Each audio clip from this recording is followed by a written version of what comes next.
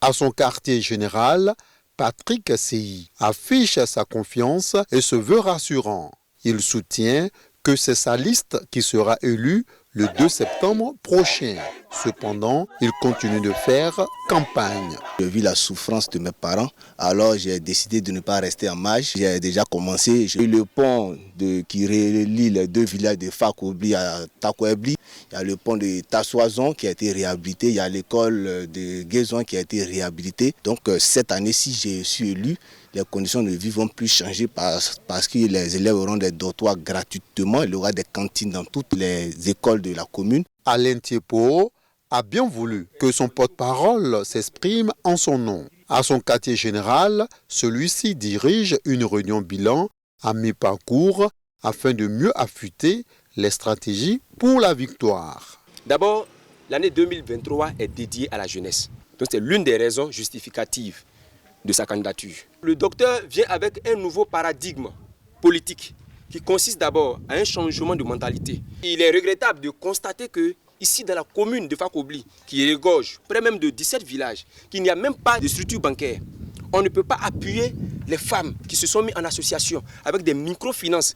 Gérard Claon estime pour sa part que la jeunesse ne doit pas rester en marge du développement de la localité de Fakobli. Il s'appuie sur la détermination de son équipe de campagne pour réussir à créer la surprise de la victoire au soir du scrutin. Nous avons une cascade naturelle ici. Nous avons de l'eau gazéifiée ici chez nous.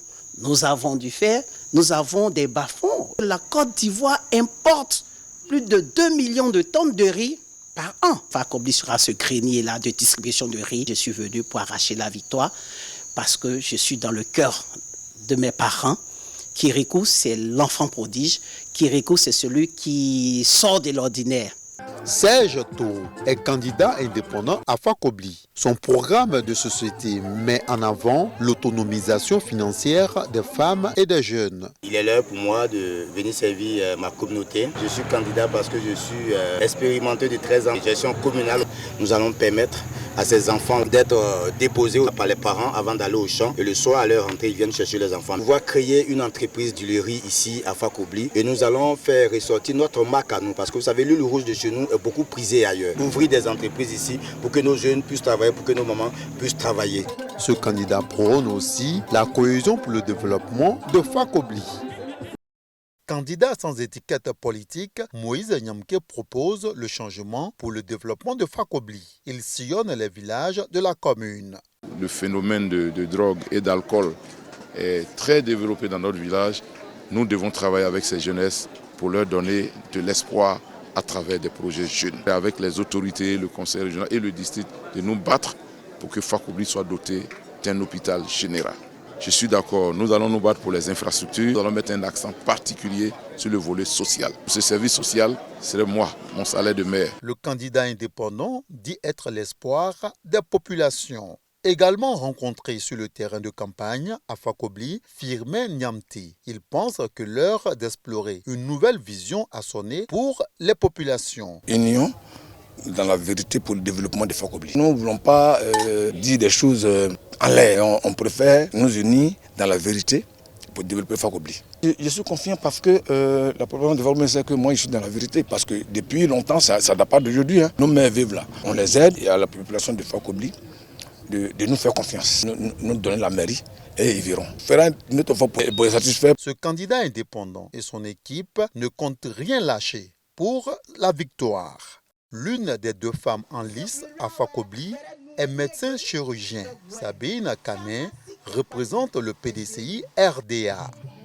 Elle a choisi la proximité dans les grandes familles pour convaincre les électeurs. Faire en sorte que la majeure partie de nos jeunes et de nos femmes soient autonomes, financièrement parlant. Aux associations, par exemple, dans tous les villages, on a des associations de femmes, mais elles ne sont pas bien organisées, elles ne sont pas structurées, alors que quand elles sont bien organisées, on peut leur trouver des subventions. Et on a des partenaires. Et quand on est un élu, on peut facilement avoir des opportunités. Également dans le domaine de la santé, Clémentine Koulibaly défend les couleurs du PPACI. Pour elle, une femme à la mairie de Fakobli peut apporter beaucoup à la communauté. Elle mise sur la base de son parti et sur la parité homme-femme. Je suis candidate à ces élections municipales parce que je vais développer mon village. Fakobli même, c'est mon village. On a fait les états généraux de la jeunesse ici à Fakobli et nous avons recensé beaucoup de choses pour la jeunesse. Élevage des poulets, des poissons, la culture des riz, l'autonomisation des femmes. Le RHDP, pour ces élections municipales à Fakobli, a choisi Patrice Tekoura. Selon le candidat, les réalisations du maire sortant, membre du parti auquel il appartient, est un atout pour sa victoire. Nous avons gagné ici à Fakobli en étant au RHDP avec le maire Guy Monet parce que nous sommes rentrés dans la vie de la population. Nous connaissons les problèmes de nos parents et nous œuvrons à apporter des solutions à ces problèmes-là. Nous avons réalisé 3 marchés de base de 60 places chacun.